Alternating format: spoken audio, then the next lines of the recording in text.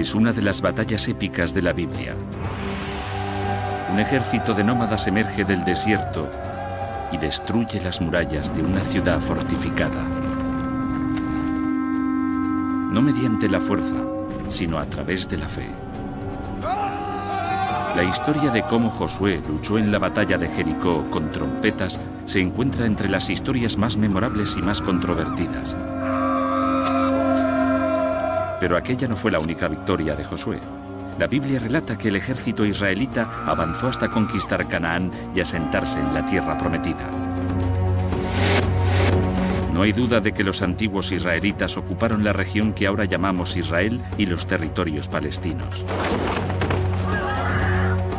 De hecho, sus exigencias territoriales aún causan graves conflictos en la zona. Pero, ¿empezó todo con la batalla de Jericó? Para contestar a esa pregunta, recurriremos a algunas de las últimas investigaciones arqueológicas y científicas y llegaremos a una conclusión sorprendente.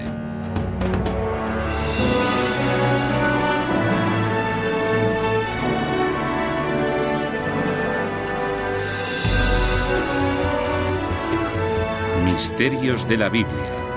Las murallas de Jericó.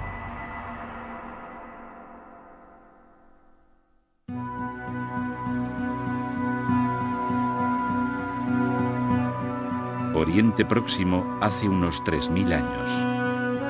Una región que incluso entonces se enfrentaba a la violencia y a la guerra. En las montañas del noreste del Mar Muerto, un soldado se prepara para atacar. Es Josué, sucesor del gran líder Moisés y uno de los guerreros más famosos de la Biblia. Desde aquí, Josué mira al oeste a través del valle del Jordán hacia la tierra prometida. Aquí fue donde vivió su ancestro Abraham, y Josué cree que debe instalarse allí también. Pero hay un problema. La tierra ya está ocupada por los habitantes de la zona, los cananeos.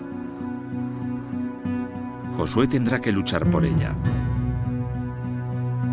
Aunque no está solo, lidera a unas 150 personas, hijos de esclavos hebreos que escaparon de Egipto. Estos han pasado 40 años caminando por el desierto, ahora se preparan para la guerra. Su primer objetivo será la fortaleza cananea de Jericó. Es un momento decisivo en la historia del antiguo Israel, según la estudiosa del Antiguo Testamento Rachel Havelock. Es una historia sobre los comienzos, los orígenes de una nación, y en muchos sentidos es en realidad la historia del nacimiento del antiguo Israel. Y la batalla de Jericó es solo el principio. El principio de una guerra santa en la que Josué y los israelitas derrotan rápidamente a los cananeos y los matan. La historia es sorprendente y aún no ha acabado. La guerra de Josué continúa hoy en día. Por un lado están los palestinos, que dicen ser descendientes de los cananeos, y por otro los israelíes, que dicen ser descendientes de los israelitas. Y los dos siguen intentando recuperar la misma tierra, así que lo que pasó hace 3000 años sigue ocurriendo en la actualidad. Pero si Josué mató a los habitantes de Canaán y ocupó su tierra, debió de dejar pruebas.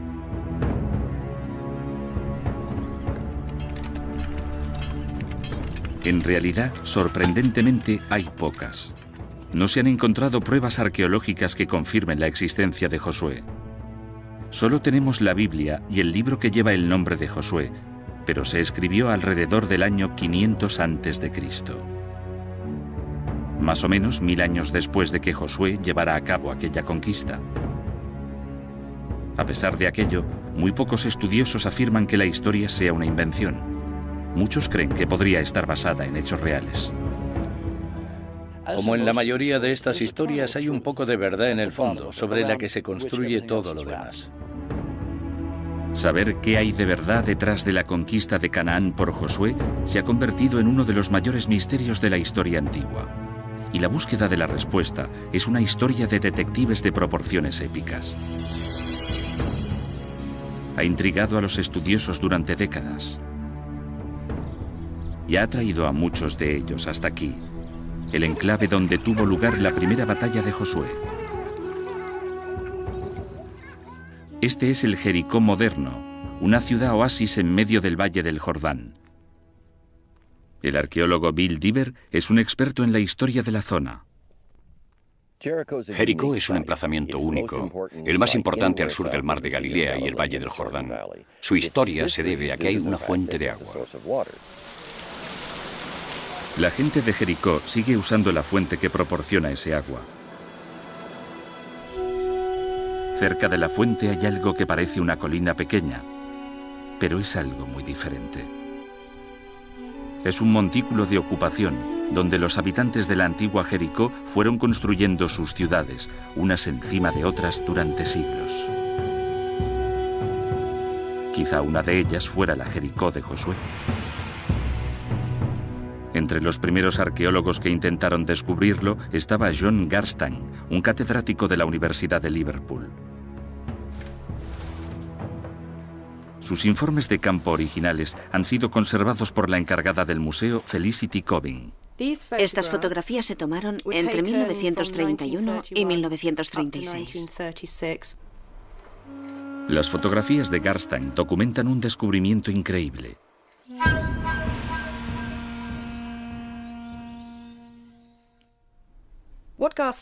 Lo que descubrió Garstang, que según él creía estaba directamente relacionado con la historia bíblica de la conquista de Jericó por Josué, fueron dos fuertes muros defensivos paralelos en la cima de la colina de Jericó. Ladrillos de barro muy profundos y evidentemente muy resistentes. Usando fragmentos de cerámica como pruebas, Garstang puso fecha a estos muros de ladrillo. Año 1400 a.C., exactamente la época en la que la Biblia sugiere que tuvo lugar la batalla de Jericó. Es más, los escribas que copiaron la historia afirman que la ciudad que atacó Josué estaba muy fortificada. Y eso fue lo que encontró Garstang. Descubrió que los muros de ladrillo se habían construido sobre antiguas fortificaciones de piedra. Aquí se ve algo típico de un sistema de fortificación de mediados de la Edad del Bronce. Un muro de contención que ayudaba a sostener los lados del montículo. El muro tenía al menos 4,5 metros de altura. En lo alto había una primera pared de ladrillos. Después, una pendiente empinada cubierta con cal. Y finalmente, el muro de ladrillos principal de 2 metros de grosor y al menos 4,5 metros de altura.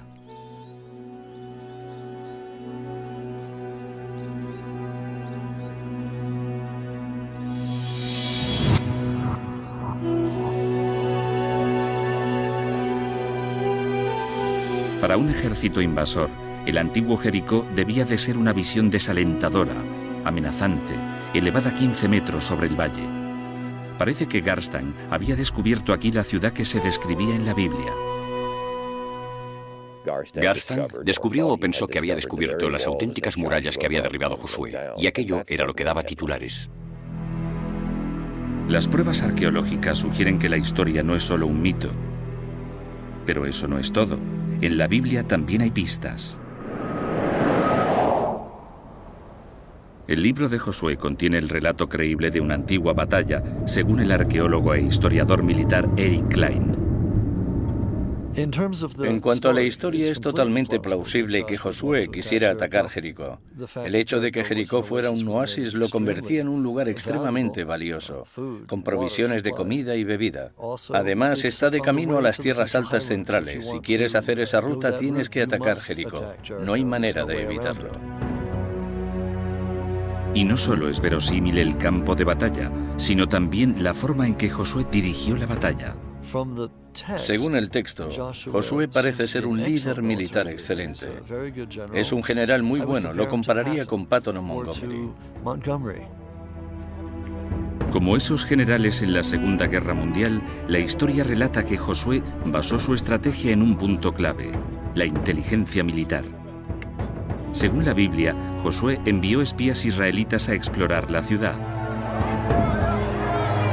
Sus soldados se infiltraron con éxito en Jericó, pero entonces hicieron algo inesperado. Nuestros trabajadores espías van inmediatamente a una posada que lleva a una prostituta.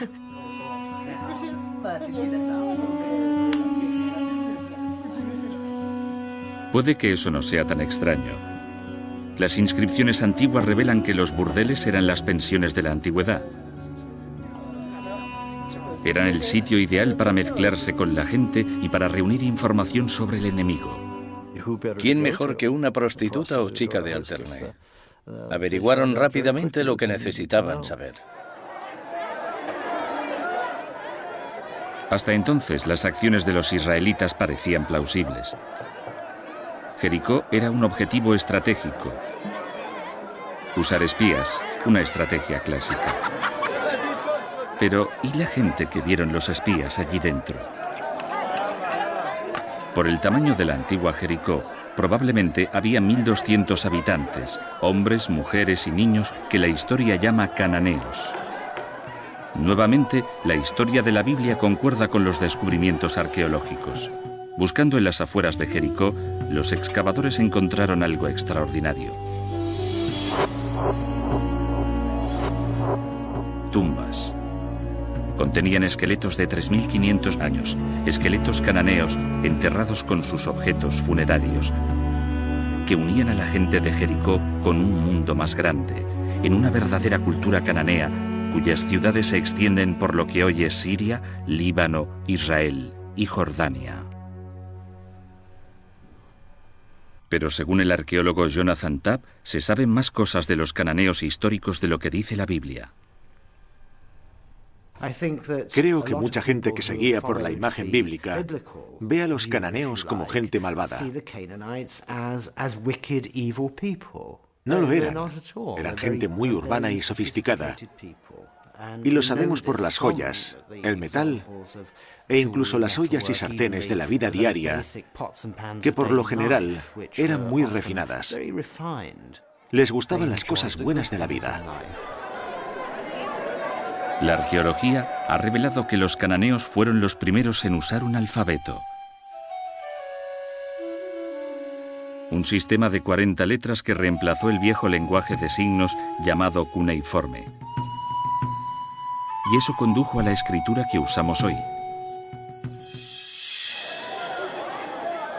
Los cananeos eran grandes comerciantes. Estaban influidos por otras civilizaciones tan lejanas como Grecia y Egipto. Algunas de las joyas son hermosísimas. Esta es interesante porque tiene forma de capullo de loto, lo que muestra una gran influencia egipcia. La historia omite estos detalles positivos. No es sorprendente. En la Biblia, los cananeos son los grandes enemigos de los israelitas. Los espías de Josué debieron de tener muchas cosas sobre las que informar. Pero como en muchas operaciones militares, su misión era arriesgada. La Biblia relata cómo el gobernador de Jericó se enteró de que la prostituta llamada Rahab cobijaba a los espías. El dirigente de Jericó intentaría encontrar a esos espías estuviesen donde estuviesen. ¿Por qué sabe o cree que están en casa de Rahab? Supongo que tenía su propio servicio de inteligencia. Según la historia, Rahab se enfrentaba a una difícil elección: entregar a los espías para que fueran torturados y asesinados o convertirse en una traidora y protegerles.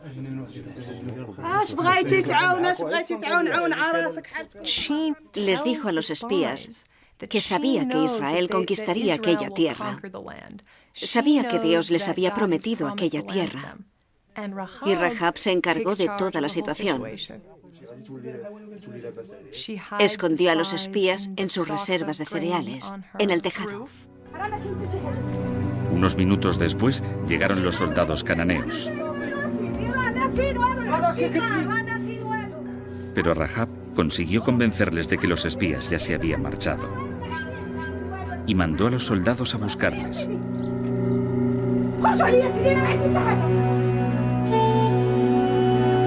Antes de ayudarles a escapar, Rahab les hizo prometer que la protegerían a ella y a su familia durante la batalla. Los espías accedieron y volvieron al campamento israelita.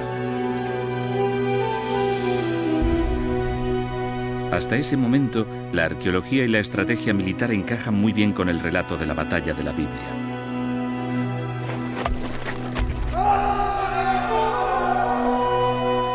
Pero la parte esencial de la historia la constituye el avance de Josué hacia Jericó y el uso de las trompetas para conquistar la ciudad.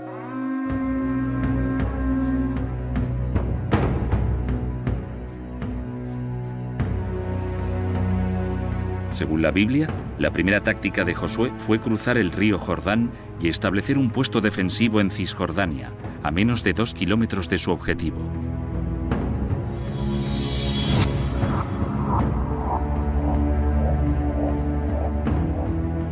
Lo que hizo a continuación debió de sorprender a todo el mundo. En lugar de dirigirse hacia Jericó, ordenó a sus tropas, acompañadas por sacerdotes que hacían sonar trompetas, que marcharan a su alrededor una vez al día durante 6 días.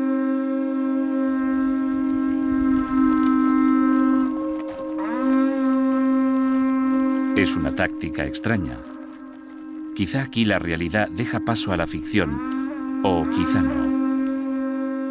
La historia narra cómo otros ejércitos usaron la misma estrategia. Sabemos que los romanos en algunas ocasiones se dirigían hacia la ciudad y después se alejaban de ella. Se acercaban y se alejaban, iban y venían para calmar a los habitantes y que tuvieran una falsa sensación de seguridad en la que no sabían qué iba a pasar. Marchar alrededor de Jericó podía tener sentido, pero el propósito de los instrumentos de acompañamiento sigue siendo un misterio. Salvo que haya una pista aquí, en esta sinagoga. La religión judía encuentra sus raíces en los primeros israelitas y las trompetas siguen figurando en sus rituales actuales. Pero no las trompetas modernas que conocemos, según el músico Alan Friedman. Este sería el tipo de trompeta que habrían usado los sacerdotes de Jericó. Es el cuerno de una cabra de montaña, también llamada carnero.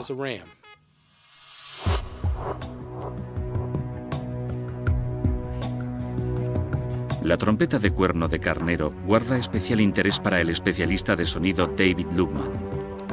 Es un experto en el papel del sonido en las religiones antiguas y está especialmente interesado en la historia de Josué.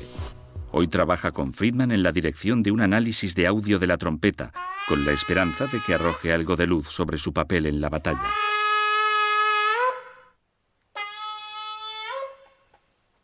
De vuelta en su laboratorio, Lubman analiza los resultados. Sabe muy bien que el sonido puede tener un uso militar. Durante la guerra de Vietnam, el ejército estadounidense reclutó a Lubman para construir una cámara de pruebas de sonido donde pudieran recrear niveles de sonido de alta intensidad. Una vez, un experimento salió mal. El cierre hermético de la cámara de pruebas falló. El sonido se escapó, con dramáticas consecuencias para uno de los técnicos del laboratorio.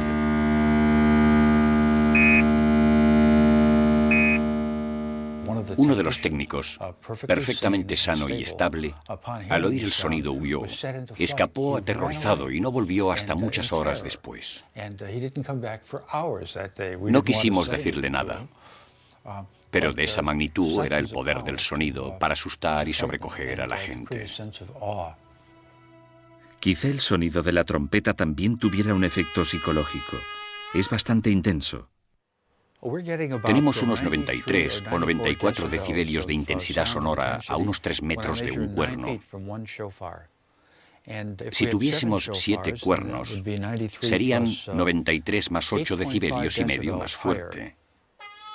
Es el nivel que se escucha en un concierto de rock. Podría ser que Josué hubiese usado la trompeta no como instrumento musical, sino como arma.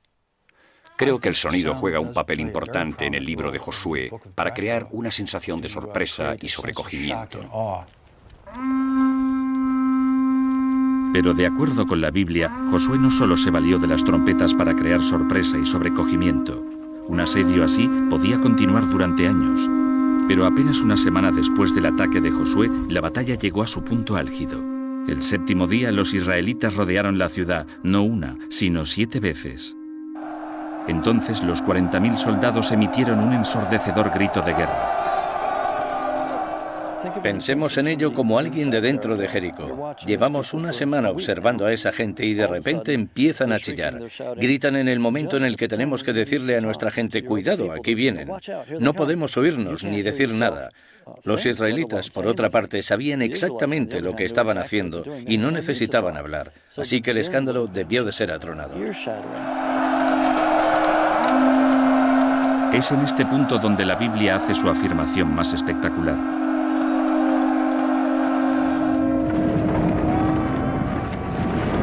Ese escándalo, que iba en aumento, hizo que se derrumbaran los ladrillos de los muros de Jericó, lo que permitió a las tropas de Josué trepar por encima de los muros caídos para atacar a los soldados cananeos y para masacrar a todos los que había dentro.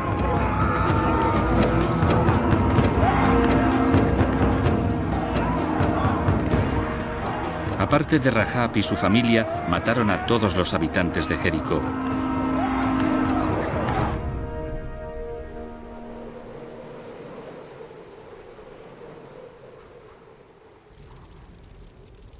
E incendiaron su poderosa ciudad.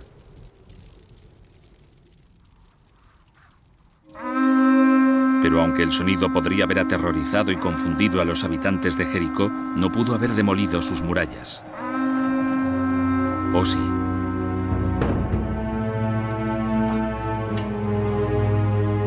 La posibilidad intriga al catedrático Barry Gibb del Departamento de Investigación de Audio de la Universidad de Liverpool. Ayudado por su colega Gary Schiffer, examina el impacto físico del sonido sobre objetos sólidos.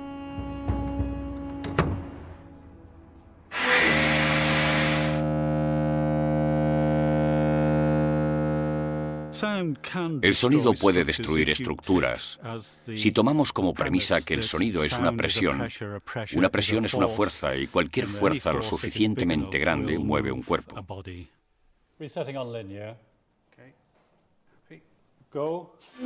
Gibb y Schiffer están haciendo experimentos para entender el principio científico exacto que se oculta tras el fenómeno. Lo que hago es poner polvo en el embudo. La idea de este sencillo experimento es ver si la energía del sonido puede hacer por sí sola que se mueva el polvo. Para el experimento usan un polvo muy fino, yeso, porque creen que si el sonido puede mover el polvo, también puede afectar a un objeto sólido. El nivel y el tono necesarios son producidos por una trompa gigante situada en la habitación contigua.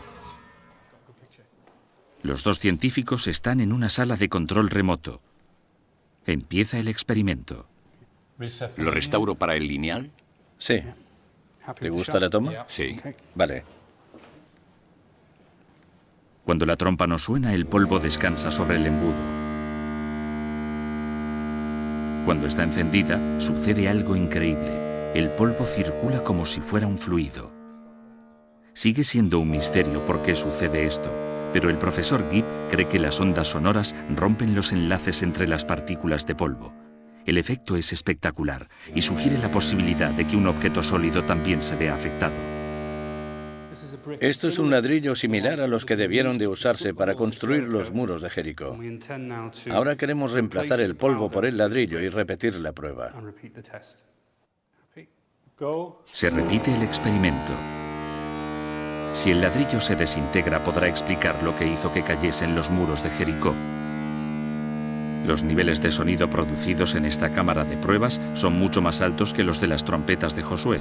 Si el ladrillo no responde aquí, es poco probable que hubiese sido dañado en Jericó.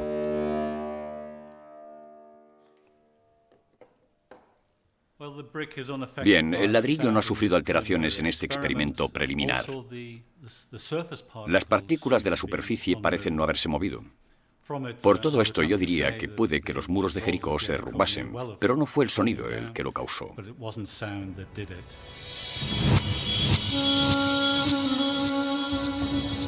Claro que el hecho de que el ladrillo no se haya visto afectado por estas pruebas no significa que los muros de Jericó no cayeran, ni que la ciudad no se saqueara ni incendiara. Ni mucho menos. Tal y como revelaron las excavaciones de los años 30 de Garstang, los muros que Garstang pensó que estaban relacionados con la conquista de Josué mostraban claras señales de daños y destrucción, como se puede ver en algunas de sus fotografías. La arqueología también apoya otra de las afirmaciones de la Biblia, que Jericó fue incendiado. Probablemente lo más sensacional que descubrió fue la destrucción total a causa del fuego, de las murallas y puertas de la ciudad, de las tiendas y las residencias, pruebas realmente dramáticas de aquella destrucción. Ahora está claro que el sonido de las trompetas por sí solo no podría haber causado tal devastación. Aún así, muchos de los detalles encajan. Los documentos arqueológicos parecen concordar notablemente con el destino de Jericó que se describe en la Biblia. Pero si las trompetas no derrumbaron los muros de Jericó, ¿qué lo hizo? Quizás haya una pista al principio de la historia.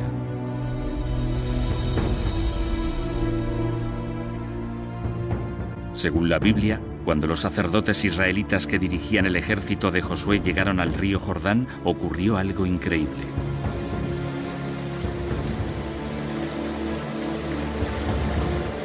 El nivel del agua descendió.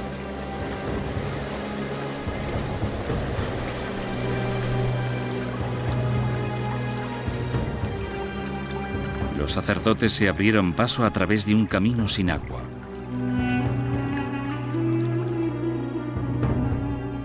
Fue un momento milagroso, pero no el único. El río Jordán también dejó de fluir en julio de 1927, y estas fotos de la época nos explican por qué.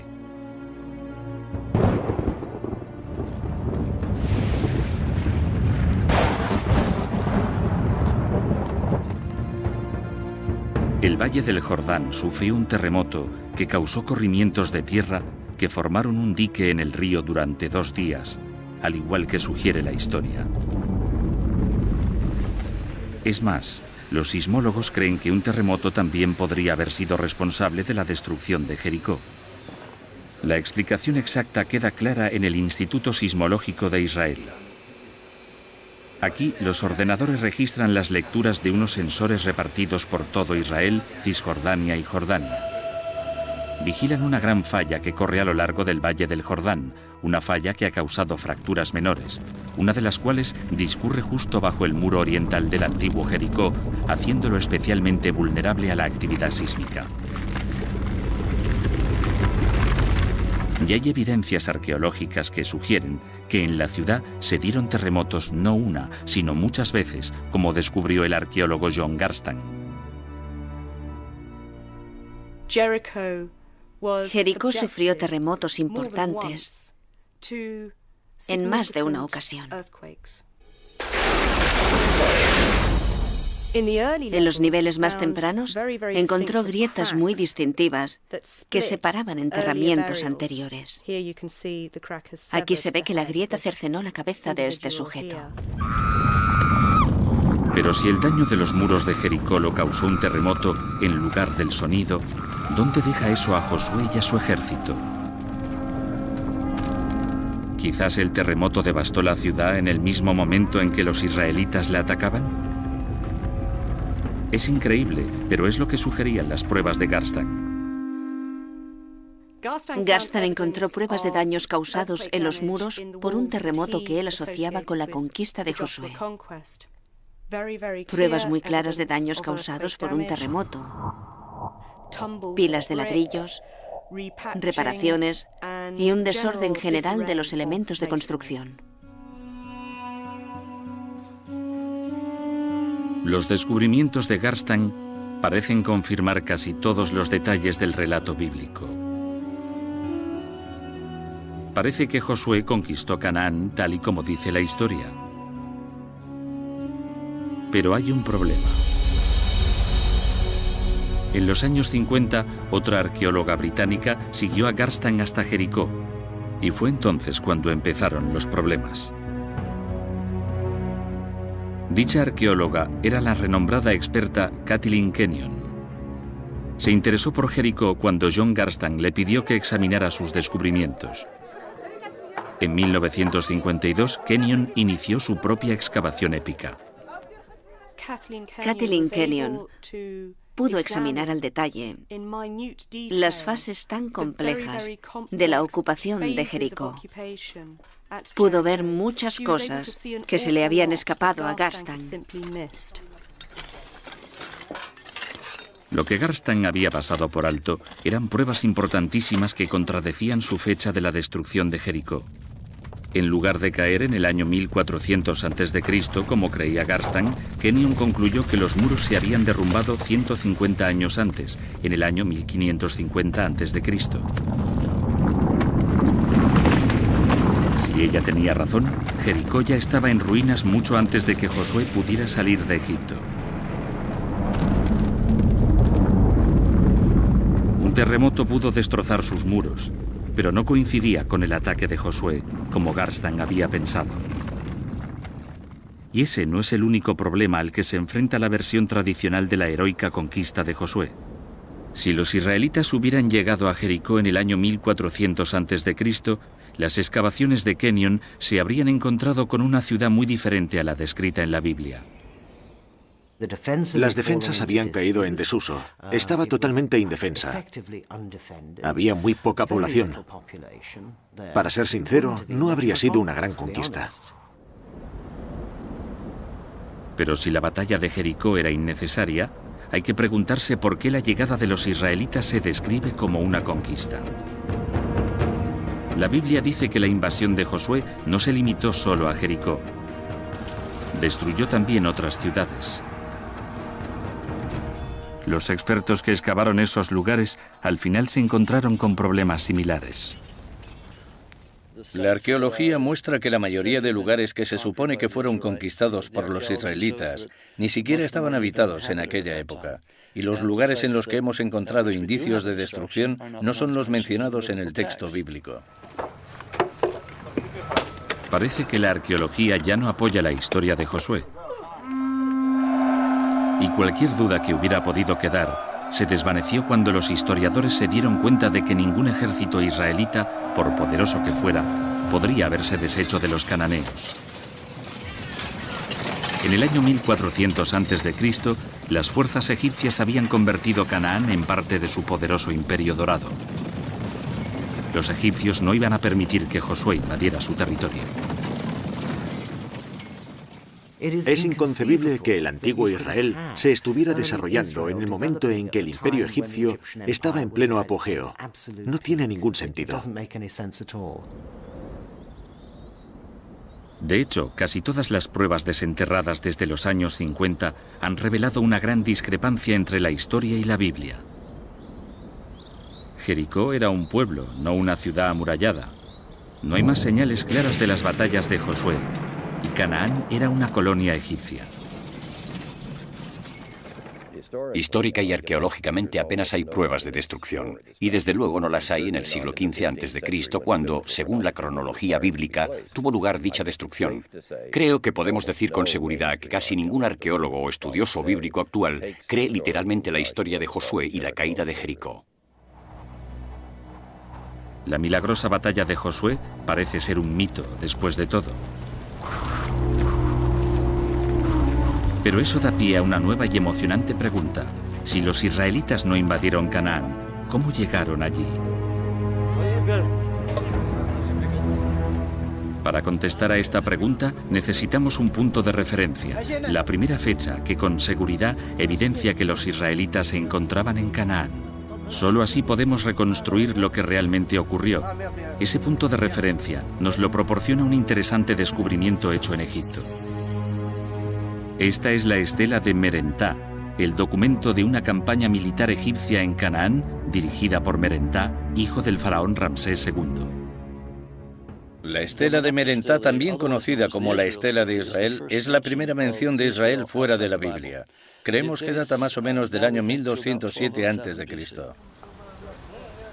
Si los israelitas vivían en Canaán en el año 1207 a.C., la conquista de Josué, de haber tenido lugar, debió de haber empezado algún tiempo antes. La pregunta es, ¿cuándo?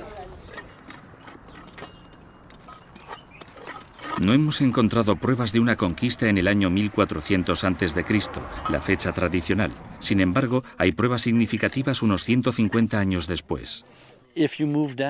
Si avanzamos un siglo y medio, más o menos, llegamos a un muy buen momento en la historia, durante el cual es mucho más factible y las pruebas arqueológicas pueden apoyarlo más. Las pruebas arqueológicas de alrededor del año 1250 a.C. son sorprendentes. Revelan un mundo cananeo que se vino abajo, a menudo en medio de fuego y destrucción. Al principio, los descubrimientos apoyaban la idea de que la conquista de Canaán había tenido lugar tal y como narra la historia, pero en una fecha diferente. Esas esperanzas pronto se desvanecieron cuando otras excavaciones en el resto del Mediterráneo oriental revelaron algo completamente inesperado. Fuera lo que destrozó la sociedad cananea, también golpeó a todas las civilizaciones de la región. Y estaba ocurriendo algo más, algo mucho más dramático.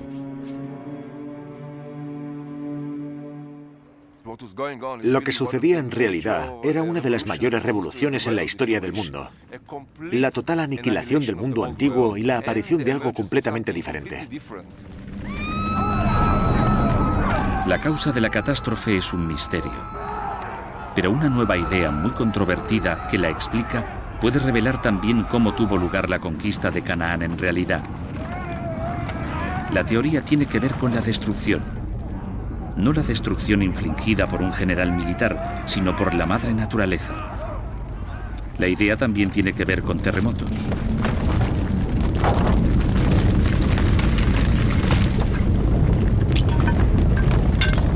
Pero con una gran diferencia respecto a los temblores que habían destruido las murallas de Jericó 300 años antes. Esta actividad sísmica afectó a todo el Mediterráneo oriental. En este mapa se han señalado las ciudades destruidas entre 1225 y 1175 a.C. Algunos de los lugares son grandes. Está Micenas en Grecia, Troya, la famosa Troya de Anatolia, y más abajo tenemos un grupo de lugares en lo que hoy es Israel. Otro mapa nos muestra la actividad sísmica significativa registrada en la misma zona durante el siglo XX. Si superponemos un mapa encima de otro, surge un patrón increíble. Prácticamente hay una relación de 1 a 1. Allá donde tenemos un grupo de antiguos asentamientos destruidos, tenemos un terremoto moderno de alta intensidad en la misma región. Hasta hace poco era inconcebible que la actividad sísmica hubiera podido causar tanta destrucción en la misma zona y al mismo tiempo. Pero ahora puede explicarse a través de un fenómeno sísmico llamado tormenta de terremotos. Durante el último siglo, los estudiosos que observaron la actividad sísmica en Turquía se dieron cuenta de que los terremotos avanzaban por la falla de Anatolia Norte. Solo durante los últimos 4 años, los temblores han causado 18.000 muertes y han dejado sin hogar a innumerables personas. Parece que si no hay un terremoto grande que libere toda la tensión de la falla inmediatamente, a veces hay un terremoto más pequeño que libera la tensión en una parte de la falla y pone presión en el siguiente segmento, que al final se deshará de ella, y así hay un alivio de la tensión a lo largo de la falla.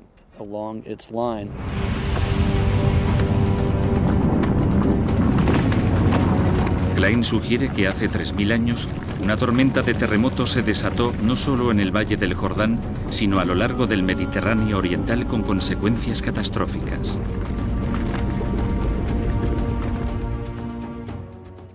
Creo que las rutas comerciales se cortaron. Al final iba a llegar una rebelión interna cuando la gente tuviera hambre y se acabaría con una caída del sistema en la que todo fracasaría. Y fue la catastrófica caída del viejo orden mundial, incluida la civilización cananea, lo que explicaría cómo se asentaron en Canaán los primeros israelitas. No mediante la conquista, sino gracias a un simple oportunismo. Era una época en la que podían aparecer nuevos grupos, establecerse tanto ellos como los israelitas, y aquella gente a la que llamamos israelitas o protoisraelitas se aprovechó de la agitación para entrar en zonas que no estaban densamente pobladas. Esto se aleja mucho del relato de la Biblia. Pero si Josué y los israelitas entraron en la tierra prometida, así, por infiltración más que por conquista, en los documentos arqueológicos tendrían que aparecer señales delatoras de un nuevo pueblo. Al principio no había tales pruebas. Durante los años 80, unos arqueólogos que excavaban las tierras altas de Israel y Cisjordania empezaron a encontrar lo que buscaban. Restos de cientos de pequeñas comunidades granjeras muy distintas a los edificios cananeos conocidos.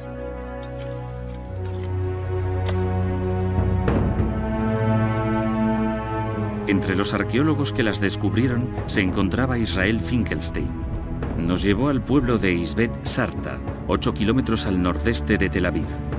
Un pequeño yacimiento que había excavado por primera vez hacía 25 años. El yacimiento está cubierto de vegetación, pero aún se pueden ver algunos de los edificios.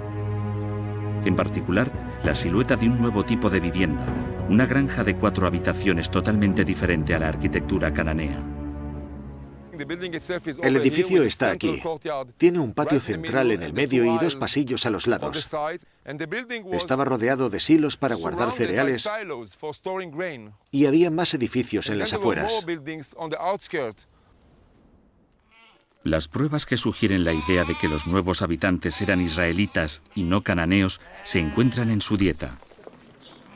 Durante el período que los arqueólogos llaman la primera edad del hierro, no había rastros de huesos de unos animales comunes en Canaán, pero prohibidos en la Torá, los cerdos.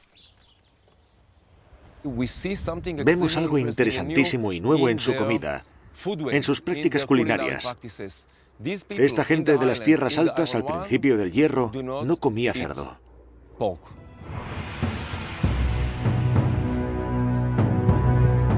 Esta idea de un asentamiento pacífico en Canaán ha sustituido la creencia de que los israelitas llegaron a Canaán tras una conquista militar.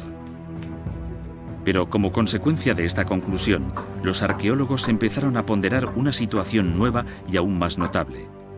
¿Y si en realidad los antiguos israelitas no hubiesen llegado nunca a Canaán? ¿Y si siempre hubiesen vivido allí? Excavaciones posteriores en 4 habitaciones de las granjas sugieren que esta posibilidad es plausible. Existen diferencias entre esta nueva cultura y la de los cananeos. Pero también hay similitudes sorprendentes. Cuando los arqueólogos empezaron a comparar la cerámica de los granjeros de las tierras altas con la de la vieja población cananea, descubrieron algo asombroso. La antigua sociedad israelita era, en muchos aspectos, un reflejo pobre de la sociedad cananea. No era tan elegante ni tan sofisticada, pero era exactamente la misma. En la costa de Siria se encontraron más paralelismos entre las culturas israelita y cananea. Los arqueólogos que excavaban aquí, en Ugarit, descubrieron un archivo de tablas de arcilla que revelaba detalles de la religión cananea. Hay una tabla que narra la historia de un rey cananeo llamado Keret y de sus conquistas militares. Uno de sus métodos para hacerse con una ciudad fue caminar a su alrededor y hacer sonar sus trompetas. Y sorpresa, las paredes se vinieron abajo. Todos estos paralelismos apuntan a una nueva teoría radical que dice que los cananeos y los israelitas no solo eran similares, eran idénticos. Es una idea controvertida, pero parece apoyada por los descubrimientos de las pruebas genéticas.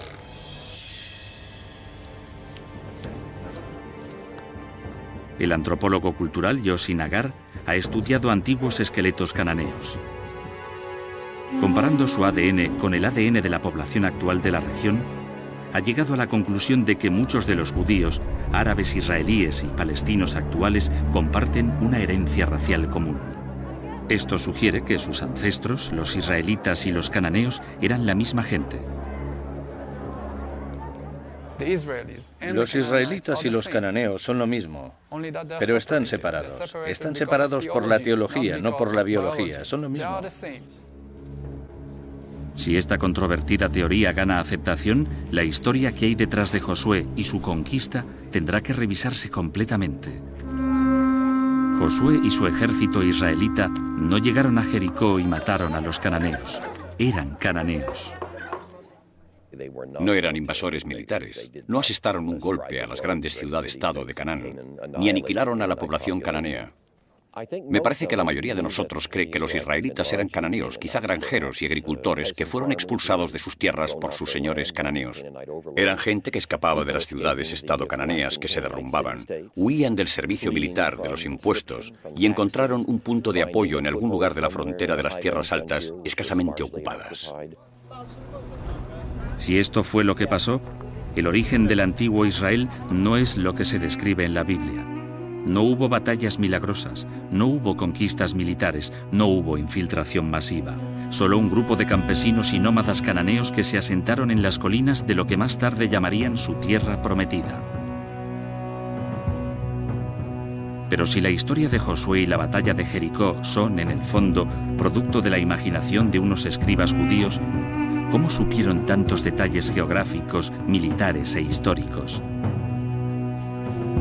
Una explicación podría ser que la llegada a Canaán fuera la experiencia no de todos los israelitas, sino de un reducido grupo de hebreos. A mi juicio, las historias las explicó un pequeño grupo que había cruzado el desierto. Entró en Canaán de un modo u otro y tuvo problemas con los cananeos. Y al escribir su historia siglos más tarde, la explicaron como si fuera la de todos los israelitas, pero en realidad, la mayoría de los israelitas nunca había estado en Egipto. Al escribir esta historia, sus autores la adornaron con otros elementos. Mitos cananeos como Keret, recuerdos dramáticos de muertes y destrucciones catastróficas y un conocimiento muy detallado del antiguo Jericó. Yo supongo que se inspirarían en varias tradiciones diferentes que tienen elementos en común. Las unieron. Se sabe que Jericó era un lugar de mucha actividad sísmica, así que los muros solían caerse. También pudo haber existido un personaje histórico, y podemos llamarlo Josué, o tendríamos que inventarnos a alguien con el mismo nombre. Si combinamos estos ingredientes, tenemos la historia de Josué y la captura de Jericó. Aquí, al fin, empezamos a percibir qué hay de verdad tras la historia de Josué y la batalla de Jericó.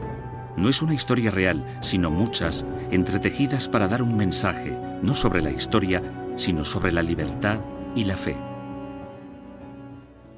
Si miramos la historia con lupa e intentamos demostrar que todo lo que dice es históricamente cierto, creo que perdemos la perspectiva de lo que los autores bíblicos querían expresar, que era la liberación. La liberación de un pueblo que no esperaba nada, pero que, con el tiempo, se convirtió en una nación poderosa. Y creo que la historia aún puede leerse así, metafóricamente, una historia sobre una nueva tierra, un nuevo comienzo, una nueva manera de ver el destino humano. Quizá este sea el legado y la tragedia de la batalla de Josué en Jericó. Que la liberación de un hombre significa la opresión de otro. Que la batalla ficticia se ha convertido en un conflicto real y terrible. 2500 años después de que los escritores la describieran, el derramamiento de sangre aún no ha terminado.